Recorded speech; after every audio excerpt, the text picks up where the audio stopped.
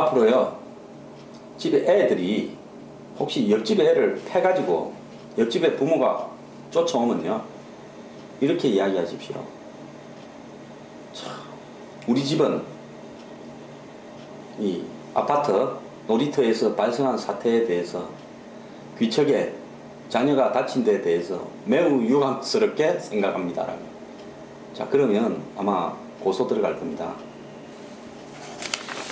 아니 뭐 도리가 없습니다. 이것은 정부가 나서서 유감이라는 표현을 다양하게 해석하는 부분에 선례를 만들었으니까 일종의 판례법이 되어서 앞으로 유감이라는 사례는 그냥 삼자적인 상황에서 미안하다라는 표현을 대신하는 말, 안 됐다는 말, 뭐 이렇게 해석을 하는 쪽으로 사전에 올리면 될 것 같습니다. 자, 북한이 그러면 이렇게 정말 사과도 아니고 강 건너 불구경하면서 거참 유감이네 했는데 합의가 됐습니다. 그래서 이산가족 상봉은 뭐 실무회담을 시작하고 남북 간의 교류와 고위급 회담을 한다 이렇게 돼 있는데요. 결국은 어느 시점에서는 북측이 요구하는 상황이 또 있을 겁니다. 그게 안 들어주면 또 브레이크가 걸리면서 또 북측이 도발을 하겠죠.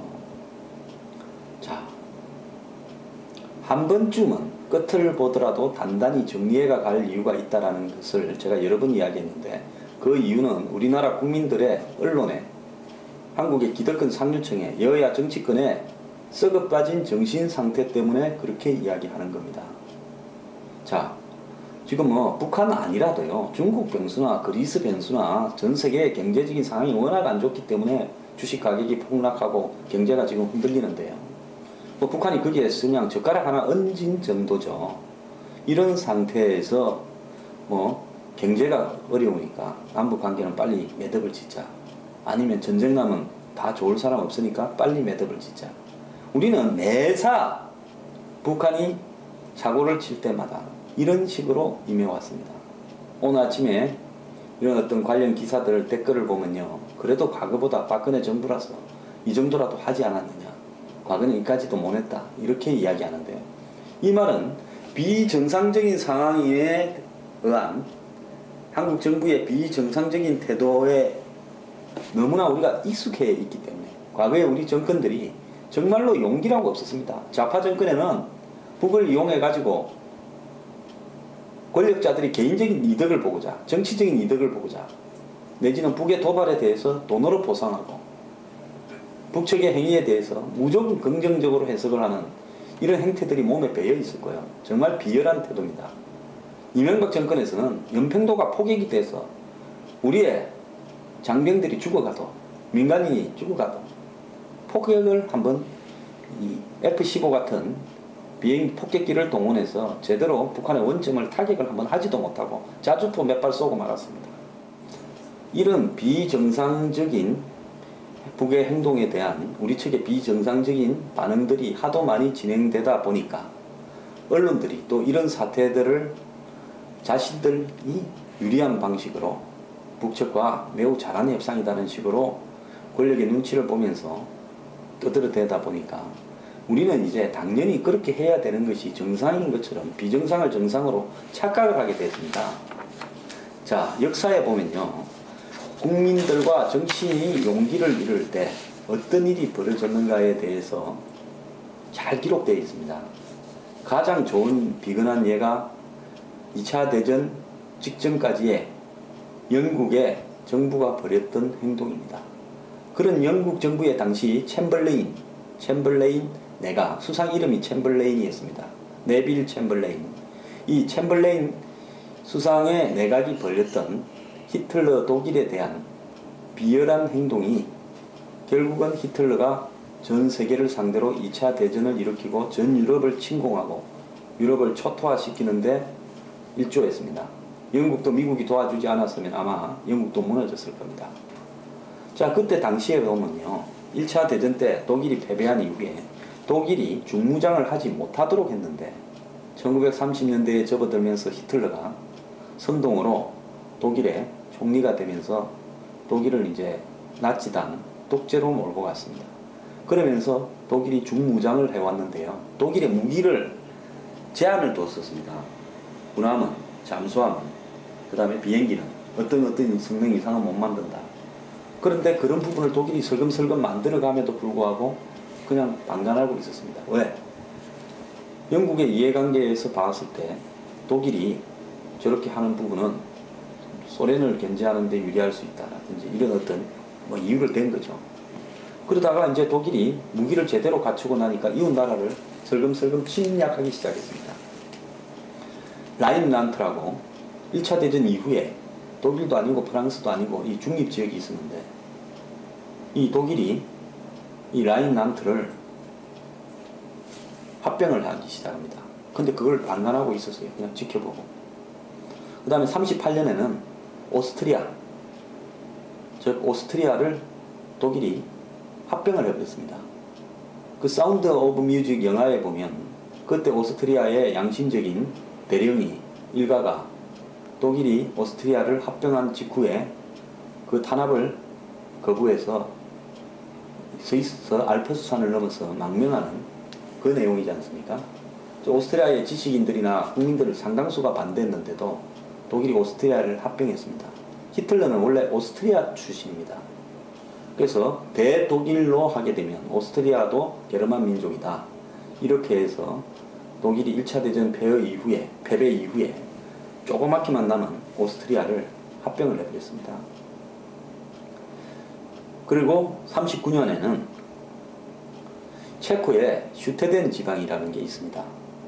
즉 독일은 당시에 땅이 두 군데가 있었습니다.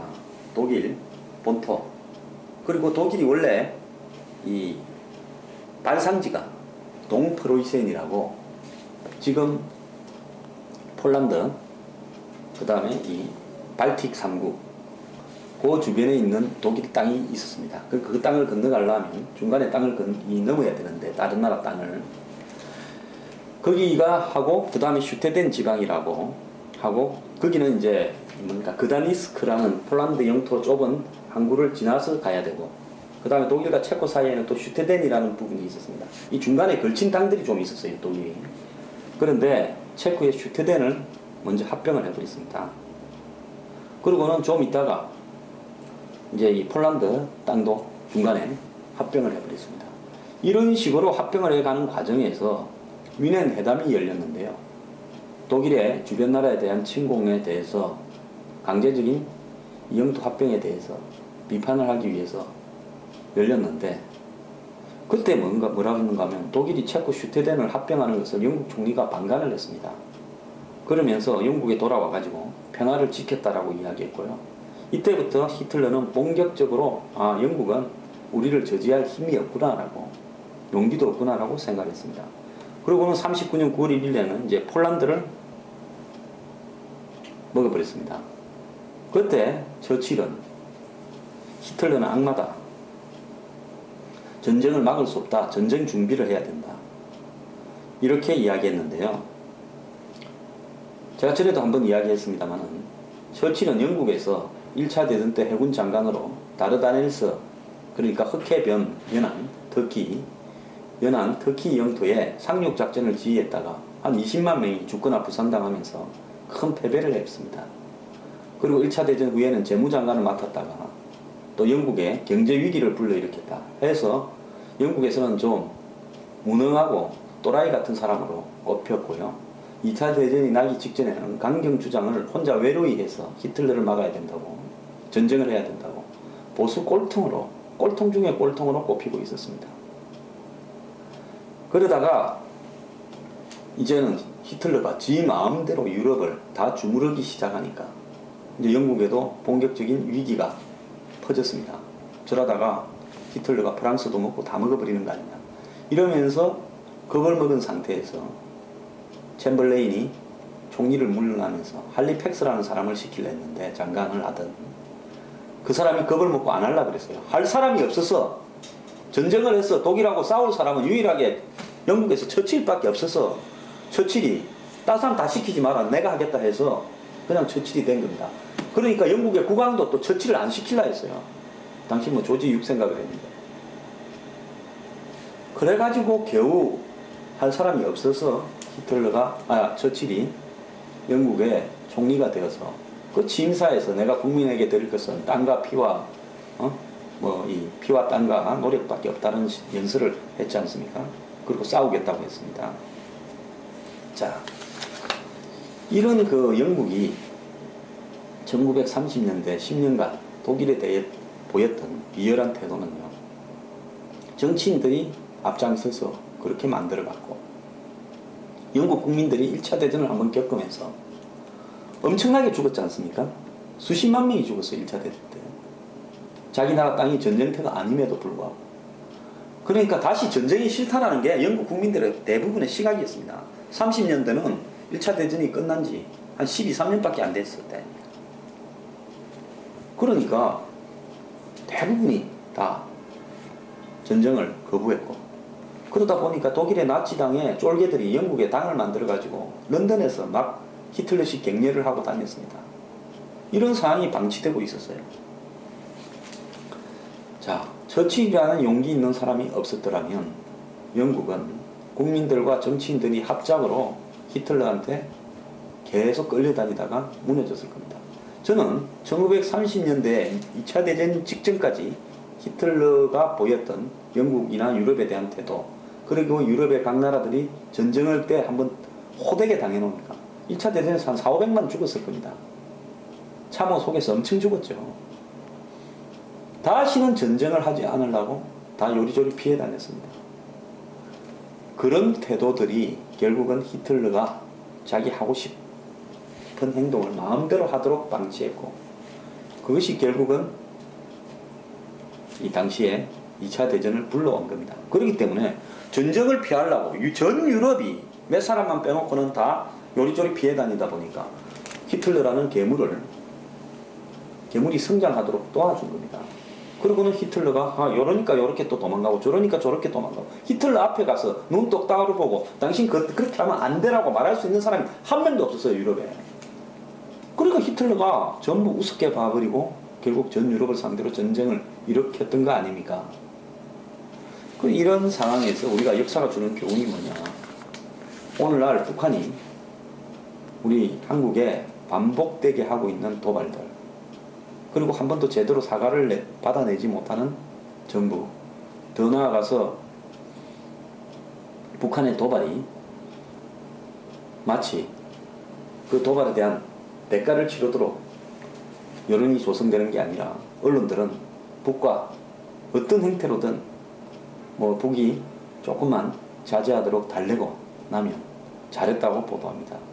그리고 국민들, 종북 좌파를 비롯해서 국민들 다수는 북한과 좋은 게 좋다, 전쟁이 일어나면 좋을 게 뭐냐.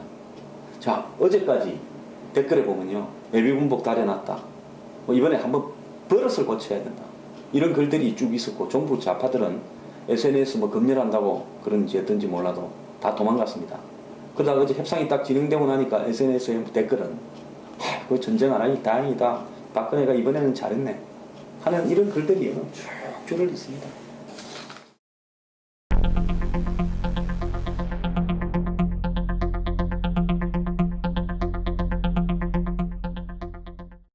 자, 한 번은 대가가 무엇이라도 치르지 않고 갈 수는 없습니다.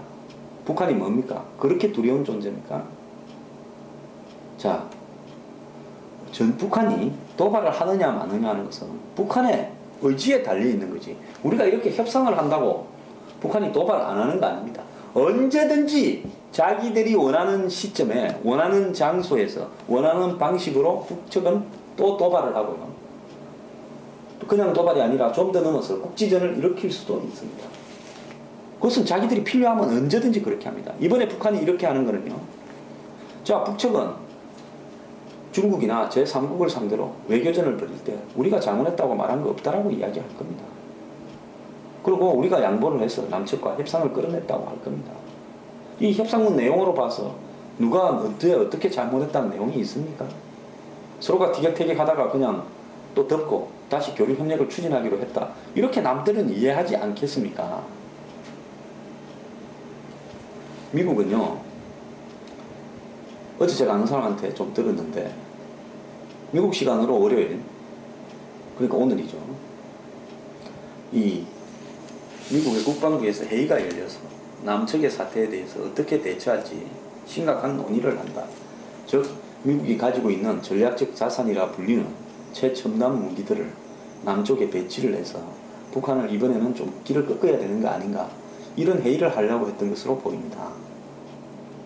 자, 우리가요 북측을 좀 더 코너로 몰았어야 됩니다. 정말 한국이 전쟁을 불사하고 미국이 최첨단 장비들, 북한의 무슨 잠수함, 그 고물 잠수함, 북한의 공기 부양정, 그 뭐 관광할 때 타고 다니는 거 아닙니까?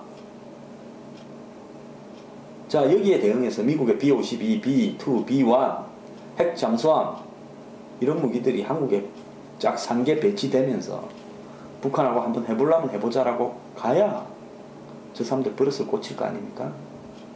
근데 이번에 또 북이 원하는 타이밍, 즉 북한은 알았을 겁니다. 미국이 조만간에 전략적 자산이라는 중요한 무기들을, 북한으로서 공포성 무기들을 한국에 이 기회를 핑계대고 아예 배치해버리는 거 아니냐, 이런 어떤 부분들을 막기 위해서 북한은 정확하게 어젯밤이 타이밍이라고 생각을 했을 겁니다.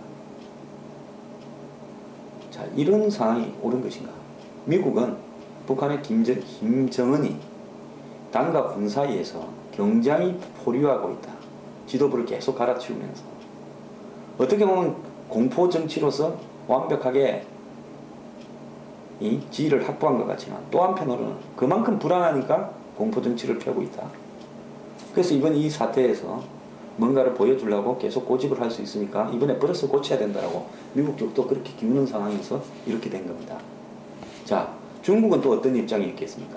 전성절 열병식에 북 당신들이 죄를 뿌리나, 또 한국 쪽으로 보고는 이 핑계를 대고 우리한테 혹시 안 오고 미국하고 계속 군사적 협력을 강화해 가는 거 아니냐, 이런 입장에서 중국은 요쯤에서 북을 보고 좀 빠져라, 그래야 중요하다. 우리 9월 3일 행사 끝나고 또 하든지 말든지, 그때는 우리하고 당신들하고 6.25 전쟁 기념을 위한, 승리 기념을 위한 항미 원조에 대한 여러 가지 행사들도 있지 않냐, 며칠만 좀 참아라, 이러했을 겁니다. 그래서 지금 북이 이 타이밍에서 빠진 겁니다. 자, 북측으로는 이번에 얻은 게 많을 거예요. 자, 남측이 정말로 우리하고 교류나 협력을 원하느냐 원하지 않느냐고 봤을 건데, 이산가족 상봉이니 기타 교류 협력부터 시작해서 고위급에다 저 사람도 목이 말라 있다. 지금은 남측도 뭐 정권의 지지율이 크게 높지 않고 여러 가지로 좀 어려운 상황이고 경제도 어려우니까 우리가 한번 콕 찔러 보니까 협상을 원하는 속내를 드러냈네, 이렇게 생각할 수 있지 않겠습니까? 자, 그래서 이 타임에 북이 자신들의 잘못을 하나도 인정하지 않고 적절한 외교적 용어로 유감이라 그러고 비정상적인 상황이라 그러고 이러면서 빠졌습니다. 북은 손해본 거 하나도 없어요. 자, 우리가 지금 잃어버린 거는 뭡니까? 버릇 고칠 기회를 잃어버렸고요. 우리 장병 2사람의 발목을 잃어버렸습니다. 이거는 어떻게 원상을 회복을 합니까? 제가 이런 말을 하면 강경주의자입니까? 저는 굉장히 합리적으로 이야기하고 주로 일괄되게 제 논리를 펴는 사람입니다. 그런 입장에서 봤을 때요. 자, 우리 이번에 군은 뭡니까? 목함지대를 철책선 앞뒤로 심을 동안 여상 감시 장비를 다 배치해놓고도 제대로 파악도 못하고 결정적인 증거를 잡지 못했고요. 그래서 결국은 북한은 보고 우리가 잘못했다라는 사과가 아니라 그냥 남 사돈집 불난데 대해서 유감이다라는 식의 답변만 얻고 끝났습니다. 재발 방지도 확연하게 못 받아냈습니다. 그리고 또 북한이 원하는 교류 협력에 위해서 회담을 한다고 또 했습니다. 이산가족 상봉은요, 이게 우리의 무슨 전리품이라고 할 수 있습니까? 당연히 해야 되는 거고 지금까지도 숱하게 해왔던 거 아닙니까? 이걸 버릇을 잘못 들이갖고요, 이산가족 상봉할 때마다 돈 줘야 되고 뭐 어찌해야 되고 이래 된 거죠. 그래서 전체적으로 이번에도 역시 북에 교훈을 주지 못하고요, 두루뭉실하게 넘어가 버렸습니다. 어제 대통령의 이 명확한 사과와 재발 방지라는 부분이 어떻게 밤사이에 이런 결론으로 나왔는지 저는 매우 유감스럽습니다.